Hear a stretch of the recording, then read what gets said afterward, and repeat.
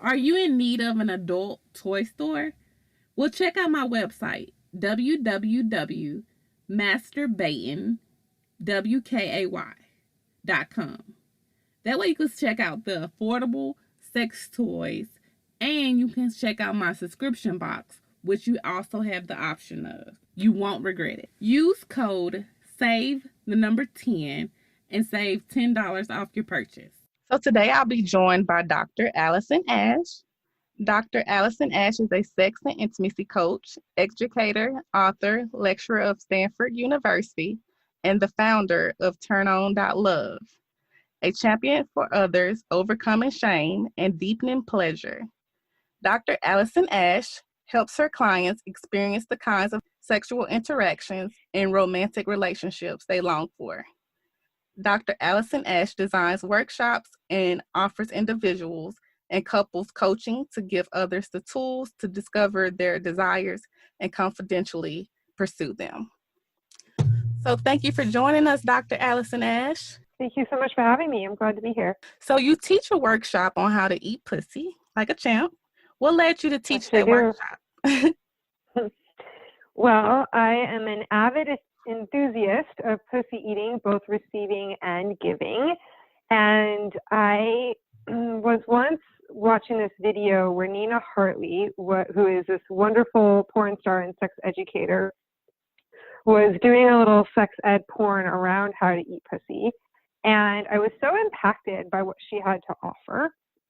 And I really realized that there's an interesting perspective that the queer woman has to offer of both knowing from the inside and the outside the art of pussy eating, right? The receiving and the giving perspective. And I thought that there was something really useful there to highlight. And also, I've had such a wide range of experiences when it comes to pussy eating, and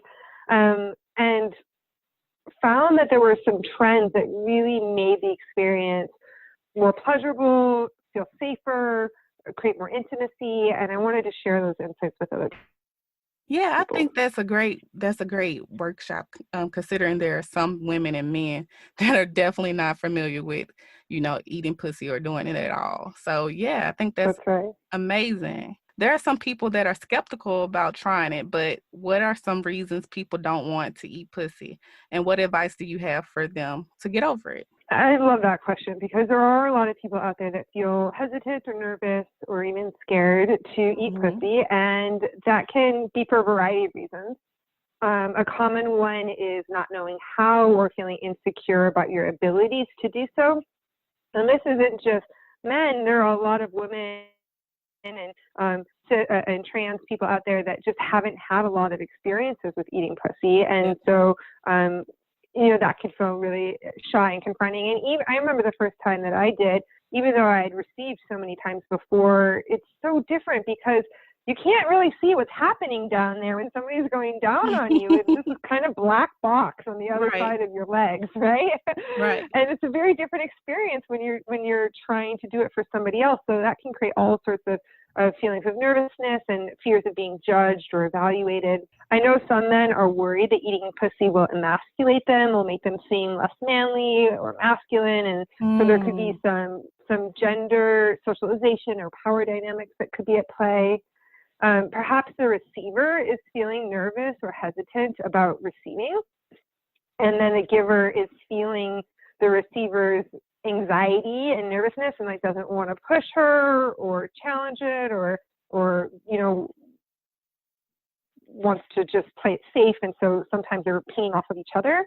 Right. And then I think other times it could be a fear or worry about smell or taste, or we've built up some of these cultural stereotypes around how pussies are supposed to look, smell, and taste, and I think that can create a lot of insecurity for people of all genders when it comes to pussy eating. And so I'll talk about what I think people can do for each one of those. Yes, and I was going to ask that too, so yes. Perfect. Yeah, so I think for folks who are not eating pussy because they don't know how to or they're afraid that they're not going to do it right, I would suggest educating yourself, right? It can be really empowering to expose yourself to some of this education. I teach that How to Eat Pussy Like a Champ workshop. I have a virtual offering of it. There's wonderful books out there. I really appreciate the book She Comes First. It's not specifically just about pussy eating, but certainly about female pleasure, and it talks a lot about that as well. And I think that the more that you can familiarize yourself with the topic, not only does that make it seem less scary, it also can be a catalyst for your own authentic excitement to try it out and put some of these skills to use. And I think also alongside with that, framing it as an exploration, both like in your own mind, but then also with your lover or partner, like, I want to explore this. I would love to learn what you like. I'd love to try different things and have an open dialogue. Then it takes it out of this framework of, I am the amazing lover who is going to give you this incredible experience, know exactly what you want every moment of the way, which is a whole heck of a lot of pressure. Right. And instead has it be this, right? I know, instead it's just like this intimate conversation of let's learn each other's bodies and figure out what we like together, which can feel less intimidating. And no one person's body is the same as the next person. So I think that's awesome as far as educating themselves.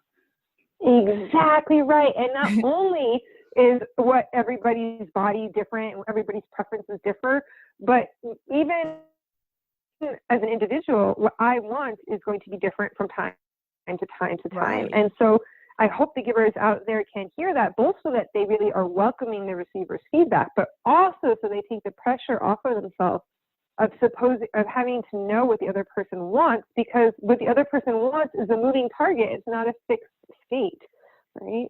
Mm-hmm. Right. Yeah. Now, you know, there are some people, like you did mention that the smell, but there are some people, would you say that's the reason why some people are nervous or are not comfortable getting their pussy ate? It's because of the smell or the reasons that you just mentioned? Is it the same for the people? Sure. Okay.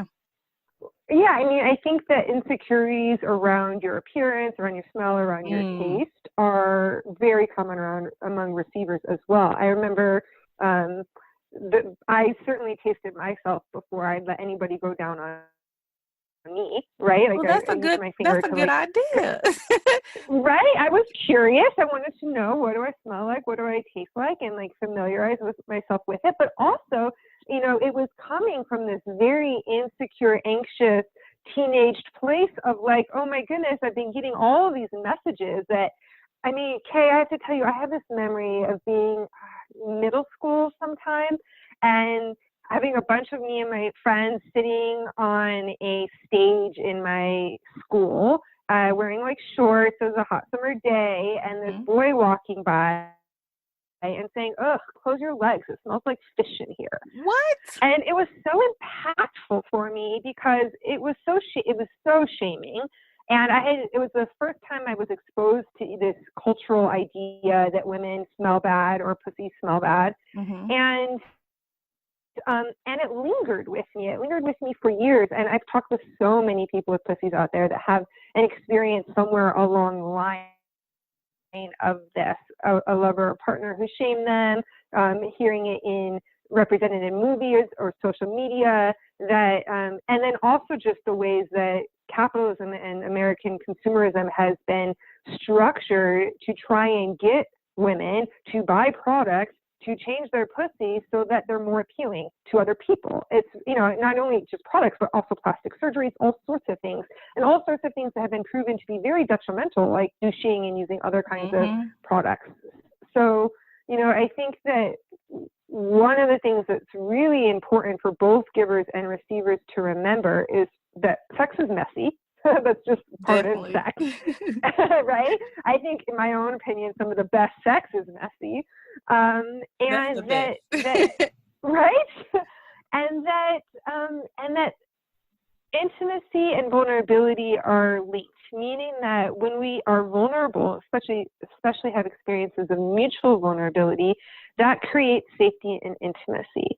And being naked, having somebody go down on you, being in a seemingly more passive role of receiving, although I like to think of receiving as very active, but you know, receiving can be very vulnerable because you're in a role of just having so much attention on you. You know, I think that all of these things can can make it challenging to give and receive, but can also be some of the benefits of doing it beyond just the pleasure, is this experience of going on that journey with somebody and feeling accepted and feeling belonging. And I know for me, the first time I had a lover look at my pussy and just take me in with complete delight, like taking his time, exploring every curve and crevice, affirming what I looked like and smelled like and tasted like. I'm telling you, it's just like such unbridled joy and enthusiasm. There was no way I could have assumed or thought that he would have been faking it. And it was so corrective for me to have somebody be in awe of the magic of my pussy, because it's not the message that so many of us get so often. Right. And then that also turns you on more because of the person. That's right. And I often say that go ahead. Sorry. No, I'd love to hear it, please. I would also too, in my thought, would say it's best to know what you smell like or taste like, because if you won't taste yourself, why do you expect somebody else to go down on you? So I think that's very important when you mentioned that. Right, and also just to realize that, like, you smell and taste normal. That's part of what's challenging, is if you're a straight woman out there, you have not smelled or tasted a lot of pussies out there, so you don't necessarily know what a good reference point is. And yes, you might be having a yeast infection, or there could, like, a smell or a taste can point to a really important medical issue to take care of, like a yeast infection or bacterial infection. But so many women think that normal, healthy pussy smell is not normal and healthy, and that is heartbreaking. And so in those cases, smelling and tasting yourself might not be enough because you don't have this reference point to compare it to. And that's why having a lover or partner who's going to be very affirming and loving and celebratory of you and your body and your pleasure and your pussy is so healing and important. Well, if someone was to do that, how could you tell or be comfortable saying that, hey, you're a little not funky, but hey, you don't smell too sure down there. You need to maybe take a little better care. Like, what's the best way to tell someone that their pussy stinks? I mean, in other words. Yeah. Well, I think the first thing to do is to approach it with a lot of sensitivity and see how you can do it in a way that is de-shamifying. So making it an invitation rather than saying, like, you need to or you should, or something that feels like more of a directive, and also insinuating a little bit of, like, validation and normalizing. So I might say something to the effect of, I'm not sure if you're aware, but I noticed a smell, and sometimes that can be related with yeast infections, and I'm just wondering if you've gotten checked out recently, and I'm really excited to go down it. Right, and I really am excited to explore your body and pleasure, and I'd love to, and I'm curious if this might be something that we could explore and make sure that everything is okay. Amazing. So that's framing it as like lots of we languages, lots of, like, coming informed, and sometimes this could be the thing. Are you open to getting it checked out? All of this language is like really inviting, and it's always going to be a challenging conversation. There's no way to make it fun. I don't know, at least I haven't yet, but I think that there's a way of making it less stressful and even bonding. I have some friends that this is crazy. I mean, some people might think it's crazy, but I have some friends that can't orgasm, and this is the best part to me, is orgasming. But I have some friends that say they can't orgasm from oral sex. Then I have some that say they can. I don't have that problem. I think that it's I orgasm better with getting my pussy ate. But that's an issue with some people. Why is that? And what advice do you have for people have a hard time getting or having orgasm from oral sex? Yeah, so when it comes to orgasm, it's a delicate balance of how our nervous system is regulating itself. So when we're experiencing pleasure, there's a lot of activation happening in the sympathetic part of our nervous system, which is responsible for action, going, movement, all that heavy breathing and twerking and grinding. And when we're orgasming and after orgasm, our parasympathetic nervous system really is online and takes over. And that's rest, relaxation, all of that. And for a lot of us to be able to have an orgasm, we have to feel safe. We have to feel relaxed. We have to be in our bodies. We have to have a regulated nervous system, which means that safe, that relaxed, that ability to not be spinning out in your thoughts and to be focusing and noticing the sensations that are happening in the body. And if you're worried about the giver, maybe you're worried that they don't like the way that you look, smell, or taste, or maybe you're worried that they're bored, or that they feel obligated, or that they're cramped, or maybe you're thinking about just something completely, totally random, like your to-do list or the laundry or whatever else it might be. But you're not present, you're not in your body. That's going to make it harder to orgasm. And for some people, the vulnerable act of receiving oral sex is something that puts them into their head more than penetrative sex might, or they are more concerned about their partner when receiving oral sex than they might be when engaging in penetrative sex. So those might be some of the reasons why receivers could have a hard time receiving from oral. And then also, there's so many different ways to lick and to use fingers internally and externally. And I think that part of what's hard is that when you're only receiving, you don't necessarily know what it is that you like or how to articulate it. It's like that thing my ex used to do or didn't do. And so then it's hard to play an active role in directing the experience. And so if the giver isn't happening to just try out what it is that you like, then you might not be orgasming from oral sex because it might not be done in a way that would be conducive to you having an orgasm, and the communication isn't in play to create the structure to learn that. That's a good point, because I would, like you said before, they need to know what pleases you. And then 2, I guess that leads into my next question. How do you, communicate that they're not eating your pussy right? I mean, like you said, they probably not orgasm because that person isn't eating it right. But how do you communicate that? Well, I think that what can be really helpful is reminding them that every person is different, that what I want changes from time to time, that I don't expect the giver to know what I like, and that and that's really helpful because then they're not going to feel as much pressure. What I also do, because I know what I like and I'm very vocal about asking for it, is I will tell lovers and partners ahead of time. I really know what I like. I want to feel comfortable asking for it. I'm also really curious to learn what you like, and I want you to feel comfortable telling me, so I create this symbiotic relationship that welcomes both of our voices into the space.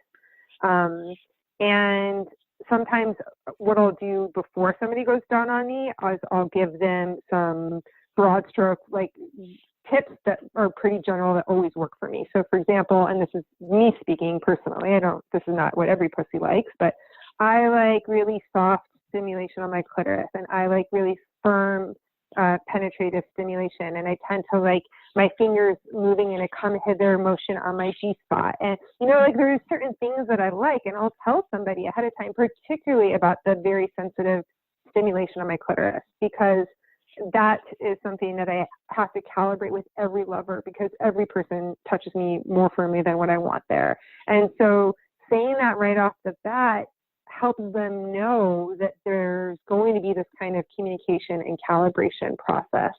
And then also I think what's really helpful is framing it as an exploration. So maybe you don't know what you like, or you're not comfortable asking for it. You can say, I really want to explore my body. I want to explore my pleasure. I'm really curious to see if you would be open to eating my pussy in a way that would be really explorative, where we could communicate, where you could tell me what you're doing, and I could maybe ask for things I'm curious to experience. And if you frame it like that, can you help me explore my body and my pleasure? Like, who's going to say no to that? I was going to say that's a yummy invite, right? Yes, that's kind of bold, but it also makes it exciting. So I think that's a good point. Yeah, and I think that it's also helpful to really be sure to name what is working for you, and to celebrate their desire to pleasure you, right? Like, I love that you want to go down on me. I love how much you worship my pussy. I really like the way that you touch my clit like this. What would feel really good is if you would do that. And what I'm curious to try out is this. So you're just kind of giving a really big picture where you're also including what is working for you when you're naming what you would like to experience instead. And I think that's a good point that you mentioned that, because I recently had sex, and my pussy was getting ate, but it feels like he was fingering me or playing with my clit kind of too hard. And having that open communication made it a whole lot better. I mean, they say it's being bold, but I also, like you said, depends on how you say it. And I think the way you said it is an awesome way. I probably didn't say it that nice, but I think I'm going to take your advice. And if I have that issue going forward, I'm going to be a lot more nicer about it. But yeah. But and also persistent, right? Yes, so when somebody is going down on me, and I will say softer, and then I'll say no, softer still. And so many people at that point would say, all right, it's still not soft enough. Screw it, and then they keep on asking for what they want. But I really want to tell the receivers out there, be persistent. And so, for example, and I don't know why this works, but for me, saying whisper soft, touch me whisper soft, whatever the heck that means, it works. It conveys how soft I want it. But I have to tell you, it took a lot of tries of being like, no, softer. No, softer still. Or what I'll do is I'll say, can you touch my clit as softly as you possibly can? And challenge them to touch it as softly as they possibly can. Or I've tried, touch the hair on your arm and see if you can touch it without actually touching the skin of your arm, which, is really hard. It's not impossible to do, but that can communicate like how soft and gentle I want my clit touched. I've tried every single one of these avenues to communicate, and I do as many as I need to until I get it how I want it, because otherwise, it's going to not work for you for the duration of your time with this lover, because once you've said, oh, screw it, I'm not going to advocate for myself anymore, it becomes that much harder to do it the next time. Right. Now, you talk about the 5 central tendencies of champ quality eating pussy. So what are those actually? Yeah, so in How to Eat Pussy Like a Champ, I talk about the 5 central tenets of champ quality pussy eating. And the first one, which is one that you already hit on so wonderfully for us earlier, is that all pussies are different, and a pussy might like different things at different times. And then what I do is I teach participants what are some games and tips and techniques that you can use to figure out what does this pussy want in this time that I'm pleasuring it. And so one example that I offer is something called the ruler, where when a pussy is ready for penetration, you put your fingers all the way in, and you slowly pull out with pressure along the top of the vaginal canal. And the receiver says, ooh, there, and tells you where their sensitive places are along that line from the depths of the pussy out towards the clitoris, along the top where the A spot and the G spot are. And that really helps the receiver know where to focus the stimulation with their fingers internally. And it also helps open up those lines of communication and those dialogues. So if I'm in my giving role, I might just say, to do it in a way that feels sexy and not super clinical, I might put my fingers inside her and just say, tell me where it feels the best, and just slowly pull out. The next tenet is communication plus collaboration equals co-exploration. When we're engaging in champ quality pussy eating, it is a co-exploration with a giver and an active receiver who is giving the giver feedback about what's working for her, what she might like differently. And that communication can happen both before, during, and after. And when we approach sex as a collaborative effort, meaning that I don't expect you to know what I like, and I know that you're going to bring some tips and tricks and fun things to the table, and I know what I like, and I want to tell you what I like, and I want you to be curious and learn. And when we're engaging in sex in this way, then it allows us to explore so much pleasure and create what I call pleasure loops, where the giver's really, right? Yeah, because the giver is really enjoying giving because they're not in their head worrying about how they're doing because they're getting all of this information and feedback. And then the receiver knows the giver is loving giving because they can tell, and then they're going to enjoy receiving more. And then the more the receiver is enjoying receiving, the more the giver is going to love giving. And as you can see, it just keeps going in this wonderful pleasure spiral. And communication is the pin that holds that all together. The third tenet is slow it down. And this is so important because a lot of people, and I mean, I am also a fan of the quickie. I think it has a time and place for sure. But a proper champ quality pussy eating session is not a rapid affair. Right. And also, right? Yeah. And also, the clitoris is about 5 inches long on average. Most of that is inside the body. It wraps around the entire length of the vaginal canal. So every time somebody's being penetrated, it's actually stimulating the internal clitoris. And I don't know if you've ever been so turned on that you've had that achy, throbby, pulsating feeling internally near your pussy. Like that's your blood rushing to your internal clitoris, pumping and pulsating and massaging it. And that's what feels so good. And that happens from turning on the brain, from having the person feel safe, from foreplay and teasing and going slow and creating all of that anticipation. So the slowing it down is really key. And then the next tenet is know how and when to ramp it up.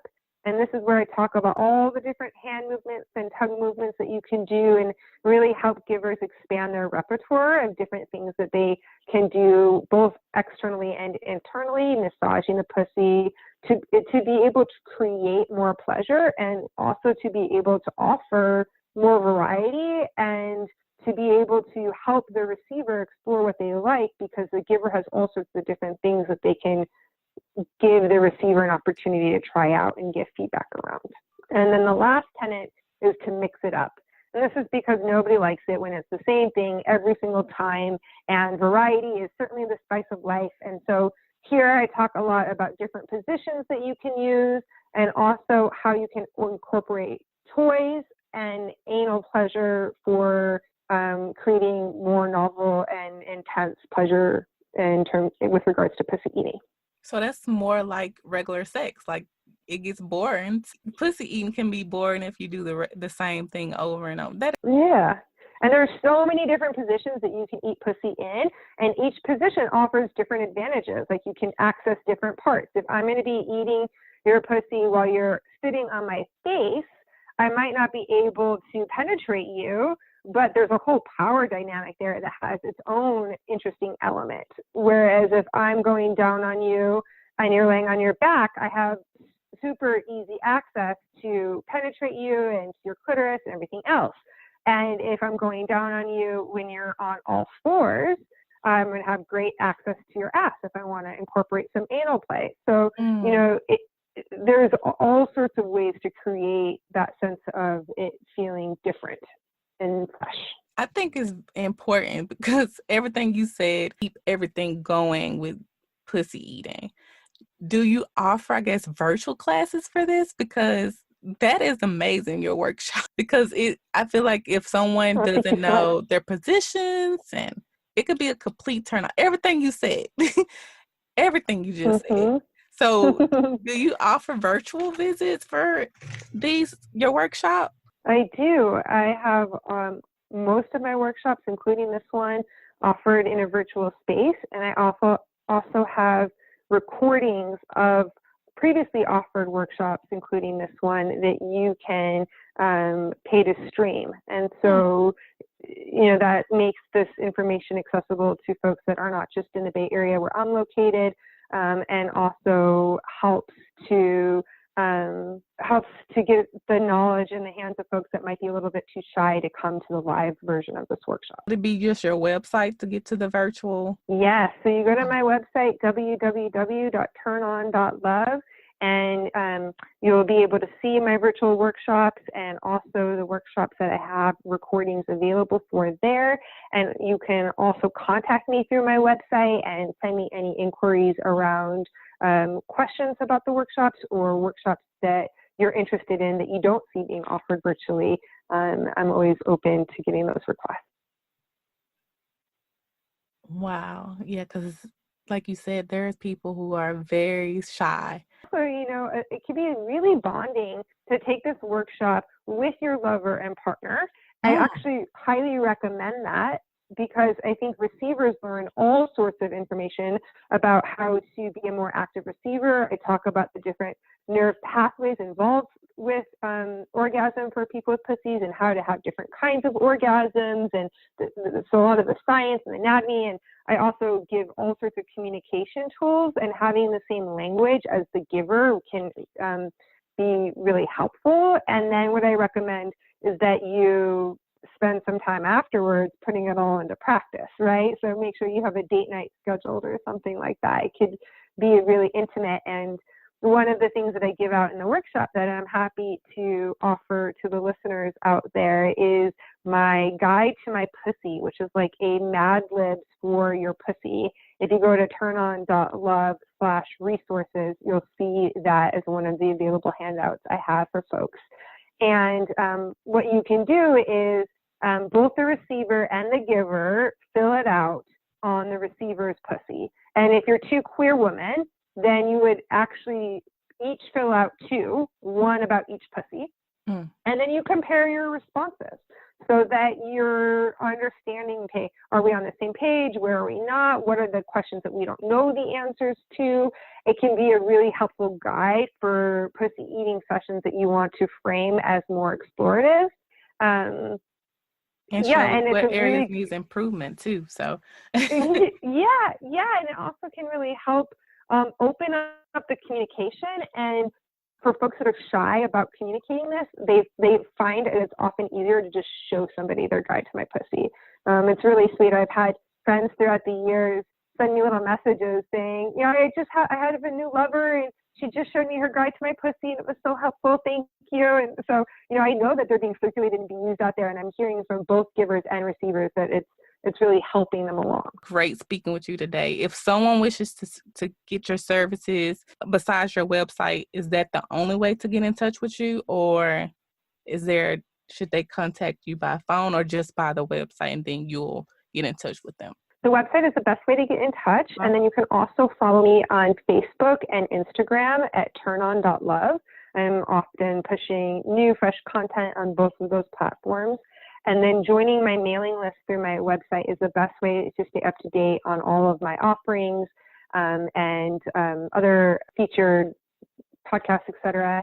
And then furthermore, I offer coaching both in person and virtually. And so if you want to work with me on an individual basis or as a couple, please feel free to reach out. I offer 20-minute complimentary calls so I can hear a little bit about what you're wanting to work on and explore, and offer some insights around how I would support you.